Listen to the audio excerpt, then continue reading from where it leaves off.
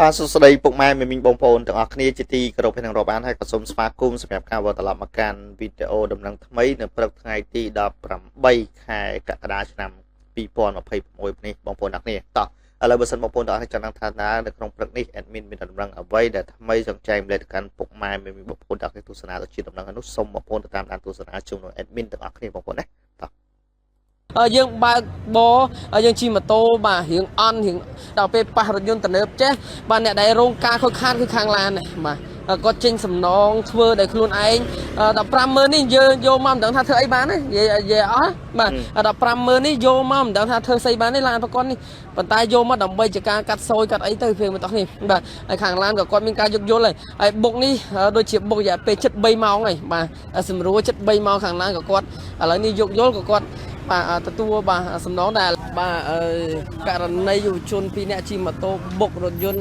BYD សេរីទំនើបឥឡូវសងសំណងហ្មងបងស្អីបានហ្មងលុយយើងញ៉ាំ10,000ណាបងណាឥឡូវបងមិនដែរទូឯងយកកាត់សួយមកថាយើងបងឲ្យមិនយកបាទសួយទៅអស់យកយល់ហើយចឹងណាបងណាថ្ងៃឡានហ្នឹងថតអស់ហ្មង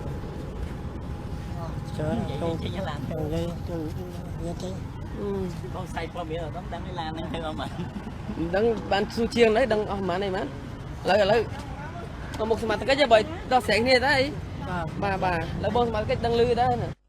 អូនោះបងប្អូនទាំងគ្នាអានេះសម្រាប់ admin សុំចុចយកកន្លែងនឹងបន្តិចទៀតបន្តិចសិនបងប្អូនណាហ្នឹងហើយសម្រាប់ដូចជាម្ចាស់ឡានគឺមានអារម្មណ៍ថាគាត់ជាអានេះបើតាមការមើលតាមក្នុងវីដេអូហ្នឹងមើលទៅដូចគាត់គឺដូចមនុស្សចេតនារបស់គាត់ហើយជាគាត់ដូចជាបុគ្គលម្នាក់ដែលមានទឹកចិត្តតែល្អខ្លាំងមែនទែនបងប្អូនណាទំហំនៃការប៉ះទង្គិចឡាននេះគឺខ្លាំងណាបងប្អូនបើតាមមើលមិនមែនថានេះទេណាហើយធ្វើដឹងដល់អស់ច្រើនហើយឡានហ្នឹងហើយបងប្អូនមើលហើយតើតើជាមួយនឹងការទទួលគេថាជាការសំណងឬជាការកាត់សោយ5-10,000អាកអូនឯងសំណាងហើយប៉ះប្រយ័ត្នប៉ះក្រឹបហើយយកសោឡានអាហ្នឹងរឿងធំហើយស៊ូមពី2000លើអាកអូនបាទល្អមែនឥឡូវយើងទៅតាមដានទស្សនាបន្តទៀតបងប្អូនណាបាទឥឡូវក៏សុំថតវីដេអូបញ្ចប់មើលទៅបាទនេះឥឡូវបាទមកខាងបកគោលុយមកខាងទទួលលុយដើម្បីបញ្ចប់រឿងបាទបងប្រាប់កាត់ហើយអ្នកចរាចរណ៍ហ្នឹងតែបងនិយាយđấyខ្ញុំព្រមទទួលយកសំណងមកគាត់5-10,000ដើម្បីបញ្ចប់ដើម្បីបញ្ចប់បាទឡានទៅខ្លួនបាទចនស្អីយើងបកគលលុយនឹងទៅជូនគាត់ទៅ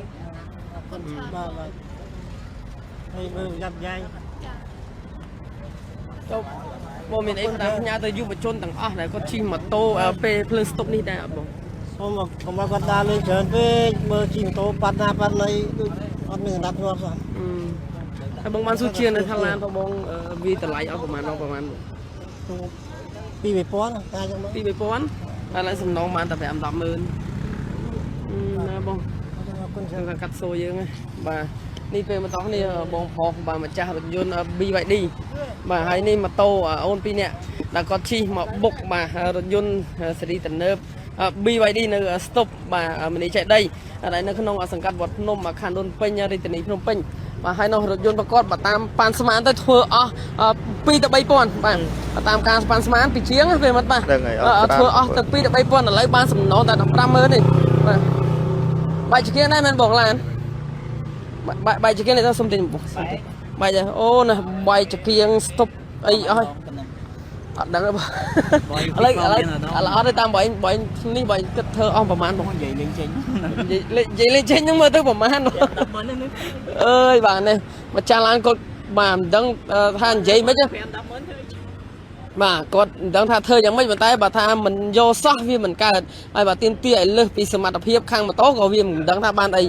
ឡូវនេះមានតែទទួលសំណង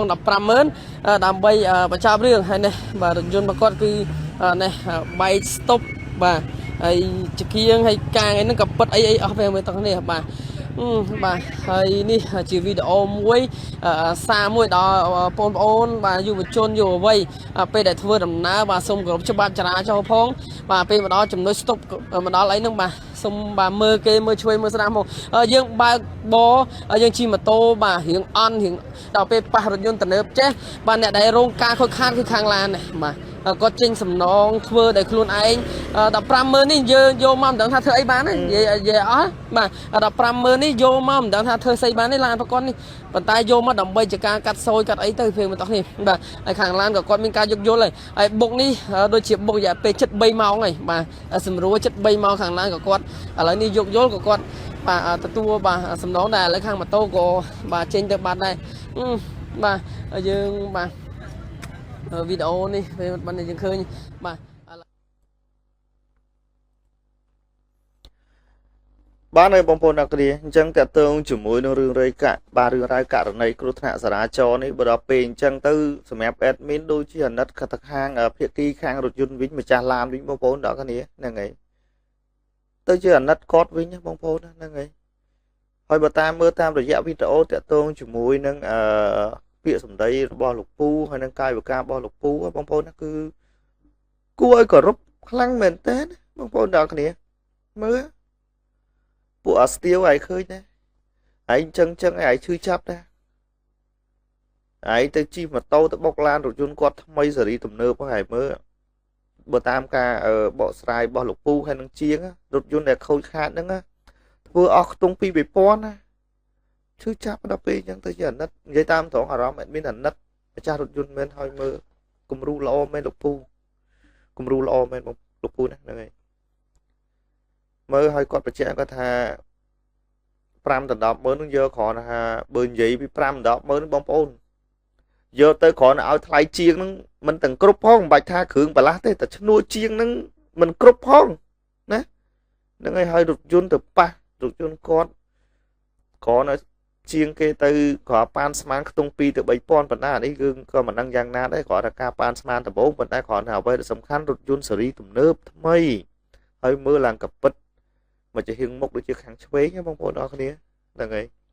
អញ្ចឹងបានថាណាពួកអាស្ទាវអើយហើយកាត់បន្ថយខ្លះទៅឯងដូចគ្មានប្រយោជន៍សោះដល់ពេលអញ្ចឹងពេកបើថាមិនខំខិតខំប្រឹងប្រែងរៀនសូត្រទេខិតខំប្រឹងប្រែងធ្វើការហើយបើពេលតនេសម្រាប់យកកម្លាំងឲ្យសុខភាពយើងល្អឲ្យមានកម្លាំងពេញយើងទៅធ្វើការងារនឹងពេញដៃពេញជើងឲ្យតកែយើងឲ្យក្រុមហ៊ុនយើងឲ្យកន្លែងធ្វើការងារយើងពេលតនេឯងគិតថាដើរលេងអត់ប្រយោជន៍ផឹកស៊ីស្អីរឿងផឹកស៊ីនឹងអត់ហាមទេហូបចោះប៉ុន្តែកុំច្រើនដងពេកពេលណាដែលមានឱកាសល្អជួបជុំពួកម៉ាក់ឬក៏បងប្អូនហើយកុំរងថ្ងៃកុំយូររដងអញ្ចឹងណាយូរម្ដងណាពាក្យថាយូរម្ដងហើយគេក៏អត់ហាមដែរហូបចោះតែហូបឲ្យមានទំនួលខុសត្រូវហើយហូប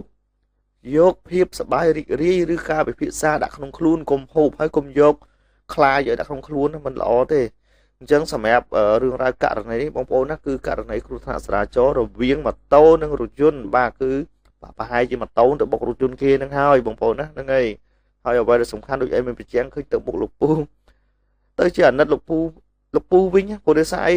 ដូចជាគាត់មិនមែនប្រើពាក្យសម្ដីអក្សរោះអីសោះដូចជាចង់និយាយថាគាត់ទទួលស្គាល់ថាគាត់សោយបងប្អូនយល់អារម្មណ៍កន្លែងហ្នឹងដែរគាត់ថាចាប់ទុកថាកាត់សោយទៅលុយប៉ុណ្ណឹងហើយសំណងពី2000ណាដែលត្រូវទីគាត់ព្រមយកលុយ5 ដល់ 100000ដោយទឹកមុខដែលមើលទៅគាត់ដូចគ្មានបំណងថាសម្លុតទីឬក៏នេះអត់ទេតែគាត់បែរជាបញ្ចេញអារម្មណ៍ថាវាជាភាពសោយសម្រាប់គាត់ទៅវិញដល់ពេលខ្ញុំមានអារម្មណ៍អាណិតលោកពូវិញប៉ុន្តែក៏សូមអរគុណលោកពូទឹកចិត្តនេះគឺល្អខ្លាំងមែនទែនបងប្អូនអរគ្នាហ្នឹងហើយអញ្ចឹងនៅក្នុងព្រឹកនេះគឺមានតែប៉ុណ្្នឹងដែលចង់ចែកម្លែកទៅកាន់ពុកម៉ែមានបងប្អូនអរគ្នាទស្សនាទុកជាដំណឹងហើយសូមសម្រាប់ជាចុងក្រោយ5ទៅពួកអាស្ទាវណាឈប់អត់ប្រយោជន៍ទៅប្រឹងប្រែងធ្វើការងារហើយកុំធ្វើអំពើដែលសង្គមចូលចិត្តអីហើយតើទៅនឹងការបើកបរហ្នឹងបើអាក្អូនឯងមិនលឿនក៏មិនទៅប៉ះគេដែរហើយត្រូវចាំហើយកុំមកពេលប៉ះហើយនឹងខ្ញុំបើកតិចហ្នឹងអត់ទេហើយត្រូវចាំចន្លោះសមត្ថភាពចរាចរណ៍ អានឹងក្នុងខួរក្បាលមនុស្សម្នាក់គឺគេត្រូវ reflect គឺគេត្រូវដឹងចន្លោះប្រព័ន្ធសុវត្ថិភាពគេអត់អញ្ចឹងទេប្រយ័ត្នប្រយែងកាត់បន្ថយគ្រោះថ្នាក់ចរាចរណ៍ត្រូវចាំឡើងហ្នឹងហើយអញ្ចឹងបងប្អូនទាំងគ្នានៅក្នុងវីដេអូនេះគឺមានតែប៉ុណ្្នឹងទេដែលចង់ចែកម្លែកទៅកាន់ពុកម៉ែបងប្អូនទាំងគ្នាទស្សនាទៅជាដំណឹងហើយយើងក៏សង្ឃឹមថាយើងជួបគ្នានៅវីដេអូថ្មីក្រោយទៀតបងប្អូនទាំងគ្នាបាទជាចុងក្រោយបាទសូមអរគុណសូមគោរពលាបងប្អូន